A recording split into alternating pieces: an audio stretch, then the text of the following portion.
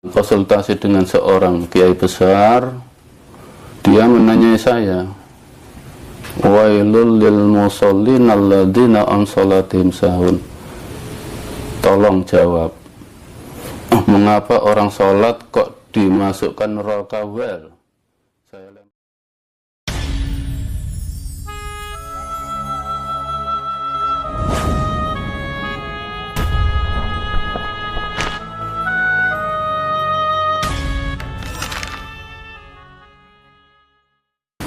Jadi mulai berdiri sampai sujud yang saya jadikan kelakuan untuk saya. Di saat berdiri, di saat saya jaya, kaya raya, senangnya luar biasa diberi kesenangan Allah, sadar itu Allah yang memberikan, tidak membuat saya lupa pada Allah.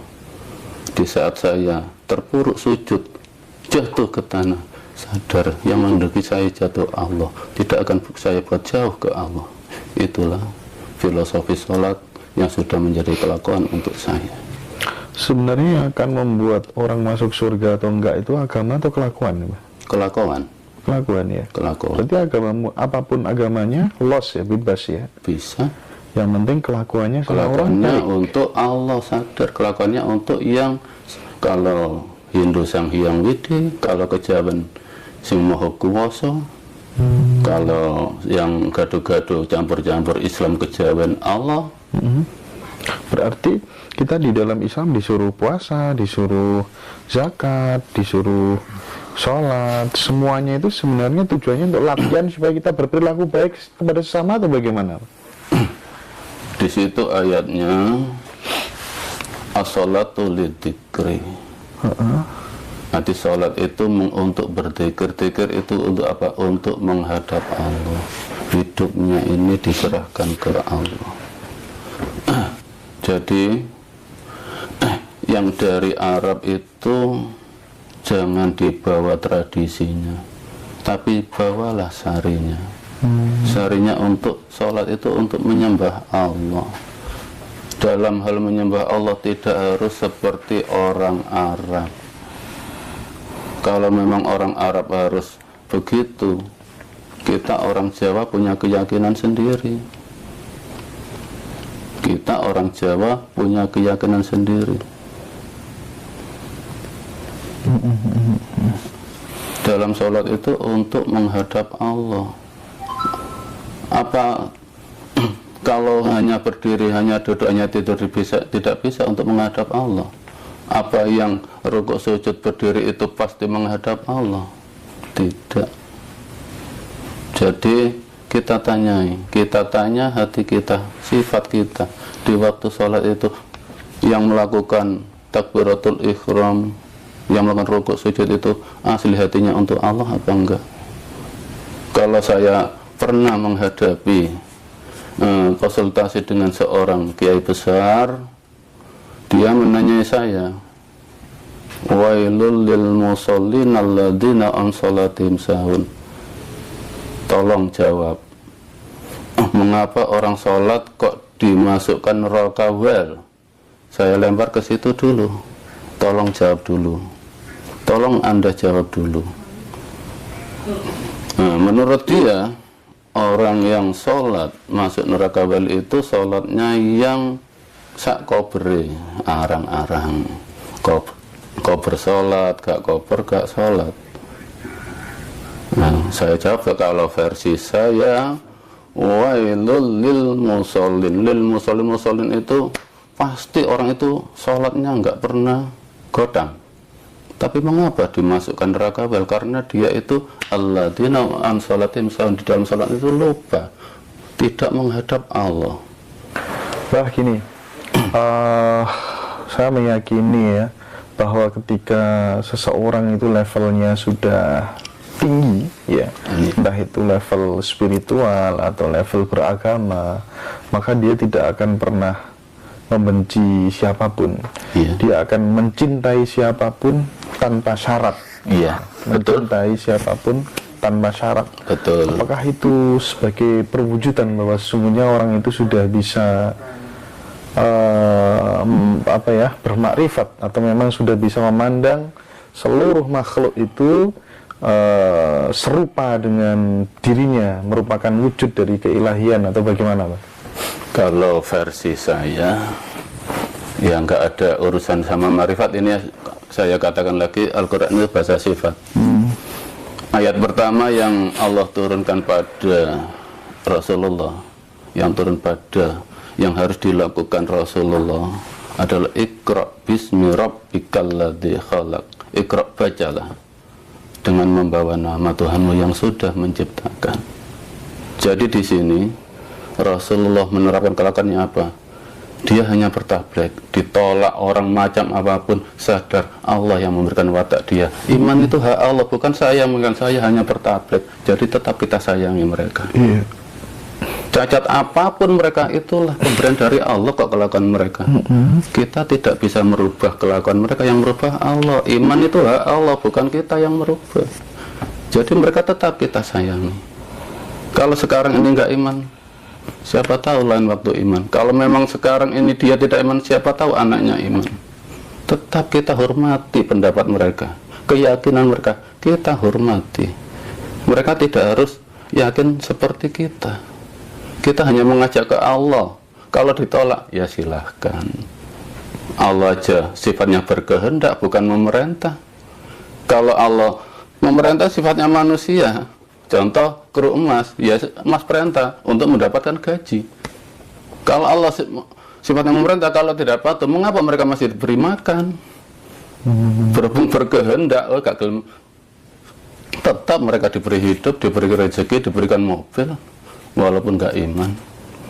Tapi di situ ikmalu maksudum ya selakonon sakarab tapi innallaha bima ta'maluna basir. Nah, di Al-Quran ayat itu terkandung faedah istidraj dalam ilmu sorofnya. Apa? Dilulu, digonggong itu apa bahasa Indonesianya? Saya nggak tahu.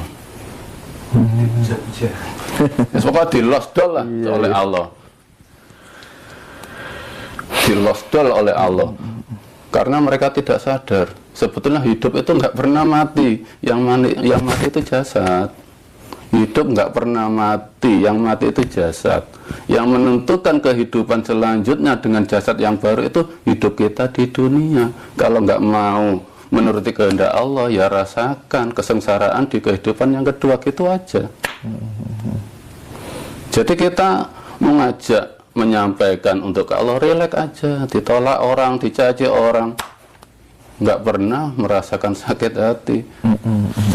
Karena itu ayat-ayat Allah, semua ayat Allah. Iya. Bahwa seperti apa kemudian bentuk kehidupan yang kedua, yaitu urusan nanti. Urusan mereka. Tanggung sendiri. Iya. Berarti kalau panjenengan memanai hidup ini, sebenarnya yang paling utama kalau diperas itu apa kira-kira? Hakikat hidup itu disuruh apa kalau diperas? Diperas ya sadar kita ke Allah, sadar kepada Tuhan yang menciptakan kita. Iya, kan dari ayat Al-Quran, apabila ayat Al-Quran dibaca akan bergetar hatinya. Mengapa bisa bergetar? Mengapa orang mendengarkan orang tadarus dibacakan ayat kok tidak bisa bergetar? Karena mereka memandang bacaannya tidak sifatnya Al-Quran. Sifat Al-Quran itu apa? Bukan bacaan, tapi sadar. Inti Al-Quran sadar. Di waktu kita dihentak takdir yang luar biasa sakitnya, inilah bergetar, bergetar, sadar, ya Allah, jenengan ya Allah yang paling takdir ngaten lillah. Itulah bisa bergetar. Di saat kita jaya bergetar. Al-Quran itu sejalan dengan hidup kita tiap hari. Kalau dalam Al-Quran ayatnya gini, maaf ya kalau saya singgung luar sedikit aja. Umumnya kan orang itu kalau mengebabkan syukur langsung dipenggal tengah ayat. La in sakartum la azidannakum wa la in kafartum inna adzabi lasadid. Jadi mereka memahami bersyukur itu kalau mendapat kenikmatan aja. Biar ditambah nikmatnya, biar ditambah rezekinya. Sekali lagi, Al-Quran bukan untuk finansial, tapi untuk iman. Awal ayatnya tidak dibaca. Awalannya apa? Wa itta'adzana rabbukum la in sakartum la azidannakum wa la in kafartum inna adzabi lasadid. Wa itta'adzana rabbukum. Wa itu dikala saat ini, itu saat ini. Dan ketika saat hidup kita ini, itu saat ini, tidak nanti. Saat ini atas izin Allah hidup kita ini. Ta'adzana dengan izin Rabbukum itu yang merawat kita. Robba kan yang merawat kita. Ya inilah Allah memberikan kehidupan, memberikan fasilitas pada kita saat ini. Ya saat ini enak karena itu asli dari Allah.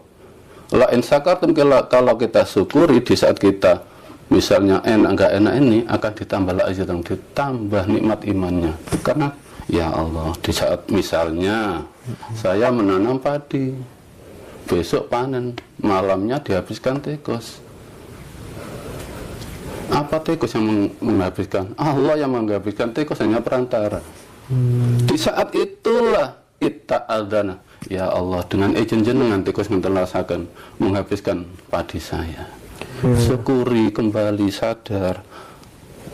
Kalau kita menempati sadar, akan ditambah iman kita. Apabila kita kufur, inna adab Allah akan sakit. Gimana nggak sakit? Besok panen sekarang kaget, nggak sadar kalau yang menghabiskan itu Allah, tapi tikus sakit jantung, mati. Kadangkala stroke. Inna adab Allah lebih pedih. Kadangkala ditakdir jualan sepi, nggak sadar itu Allah yang memberikan sepi. Mencari kambing hitam, akhirnya apa? Mencari amalan, mencari syarat, keluar imannya. Adab yang datang apa? Imannya hilang, jauh dari Allah karena tidak terima dengan takdir. Iya. Kira-kira ibadahnya Nabi Ibrahim dulu seperti apa kira-kira? Ya menyembah Allah. Dalam Al-Quran kan, dalam Al-Quran Nabi Ibrahim contoh pencarian. Dikala melihat matahari, dia mengira dia Tuhannya. Begitu matahari terbenam, saya tidak menyembah sesuatu yang terbenam. Di saat melihat gunung, ya gitu. Akhirnya turun apa? Ini wajah tu wajah lillati fataras samawati. Saya hanya menghadap pada Allah, baru bisa menghadap Allah dengan bimbingan Allah. Sholatnya Nabi Ibrahim kira-kira seperti apa waktu itu? Kalau sholatnya Nabi Ibrahim itu dengan bersujud, hanya bersujud. Bersujud ya? Iya. Bersujud. Tapi kan kadang tidak masuk akal ya jika kemudian Rasulullah menyepi, padahal itu adalah fase di mana kemudian ada anugerah yang sangat luar biasa yang diturunkan kepada seluruh umatnya, dan itu kemudian